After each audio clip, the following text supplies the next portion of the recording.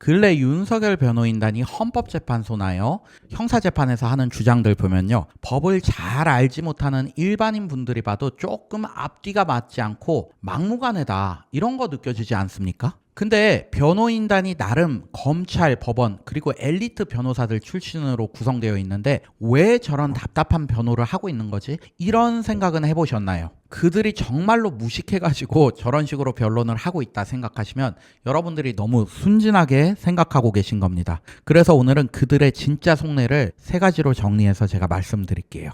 일단 변호인단이 좀 앞뒤가 맞지 않는 변론을 반복하는 가장 주요한 이유는요. 재판의 정치적인 판단을 유도하고 개입시키기 위함입니다. 대통령이요. 국회와 선거관리위원회 같은 헌법기관에 무장군인 난입시키고 주요 정치권 인사들, 판사들 체포 지시하고 고문해서 진술 받아오라고 했습니다. 법적으로는 도저히 할 말이 없어요. 당연히 100% 탄핵되고 내란 우두머리로도 처벌받을 것이 분명합니다. 이거는 100명의 법조인한테 물어봐도 99% 이상이 동의할 겁니다. 그리고 이런 사실은요. 그 누구보다 윤석열 본인하고요. 변호인단이 제일 잘 알고 있습니다. 그럼에도 계속 법적으로 말이 안 되는 변론을 하는 이유는요. 정치적으로 본인들의 지지자들을 많이 양성해서요. 판사에게 다르게 생각해 볼 여지를 심어줄 요량인 거예요. 판사들로 하여금 이런 생각을 하는 국민들도 꽤 되네. 대통령이 정치적 결단을 하게 된데도 나름 이유가 있긴 하네. 정부 강요들이 줄줄이 탄핵당하고 법안 통과도 안 되는 상황에서 대통령이 결단을 할 수밖에는 없지 않았을까? 이런 생각 심어주려는 겁니다.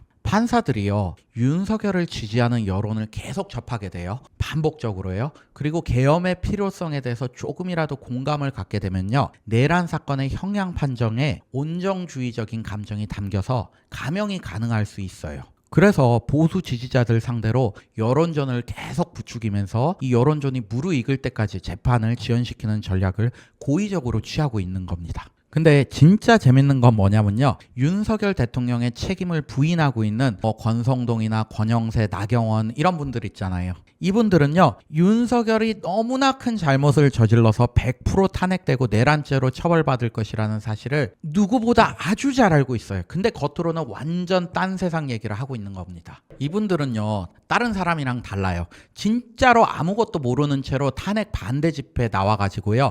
야, 윤석열이 계엄 잘했다. 2시간짜리 내란이 어딨냐? 진짜 내란하려고 했으면 이렇게 허술하게 준비했겠냐? 이런 주장하는 보수 사람들하고요. 아예 생각 자체가 다릅니다. 국민의힘 의원들이 윤석열의 책임을 너무 잘 알고 있는데 왜 헛소리를 계속하고 있느냐? 자, 이거는 하나부터 열까지 정권 유지를 위해서입니다. 과거 박근혜 때 본인들 책임 인정하고요. 빠르게 대선 치렀을 때 처절하게 대패한 경험이 있어요.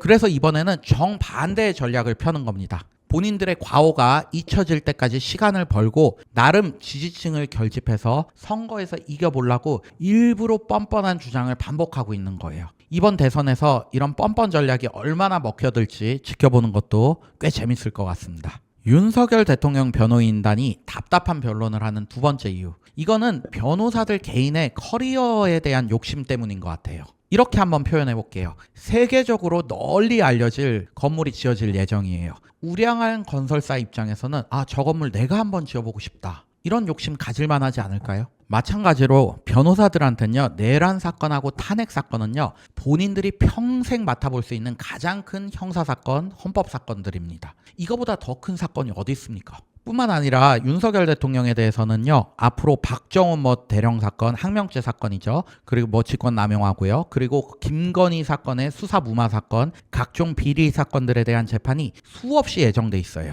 윤석열의 변호인단에 들어가면 정말 방대한 수사 기록하고요. 법정 증인 신문 절차 이런 거를 통해서 국가 운영의 메커니즘을 아주 짧은 시간 내에 대번에 파악을 할 수 있고요. 형사 재판에서 법 기술에 대해서도 엄청난 배움의 기회를 가질 수 있습니다. 재판에서 이기고 지고를 떠나서 변호사로서는 정말 일생일대 매력적인 기회가 아닐까요? 저도 솔직하게 말씀드리면 처음에 개인적인 신념을 떠나가지고 커리어적으로 이 사건을 꼭 한번 처리해보고 싶다 이런 생각이 들긴 했는데 기존에 담당하고 있던 사건들이 너무 많아서 좀 엄두가 안 나더라고요. 세 번째 이유는 정치적으로 자기를 피력하는데 아주 좋은 기회가 되기 때문에 이 사건 맡고 있는 것 같습니다. 이번에 변호인단 참여하신 분들의 면면을 좀 보니까 보수 성향이 강하시고 정치에 관심도 많으신 것 같아요. 그럼 재판에서는 지더라도 보수 세력 내에서 얼굴 도장 찍는 목적은 완벽하게 달성하실 것으로 보이고 나중에 정치권에 입문하거나 나중에 정치권에 발 들이는데도 상당 부분 도움이 될 것으로 보입니다. 자, 지금까지 윤석열 변호인단이 왜 이렇게 답답한 변론을 하면서까지 사건 맡고 있는지 살펴봤습니다. 여러분들 생각은 어떤지 잘 모르겠지만 개인적으로는 변호사 본인이 보수 성향에다가 정치에 관심을 가지고 있다면 정말 좋은 기회가 될 수 있겠다는 생각도 듭니다. 남들이 보기에는 위기를 자청했다거나 혹은 악수를 뒀다고 평가할 수 있더라도 이게 누군가한테는 분명히 절호의 기회가 될 수도 있다고 보입니다.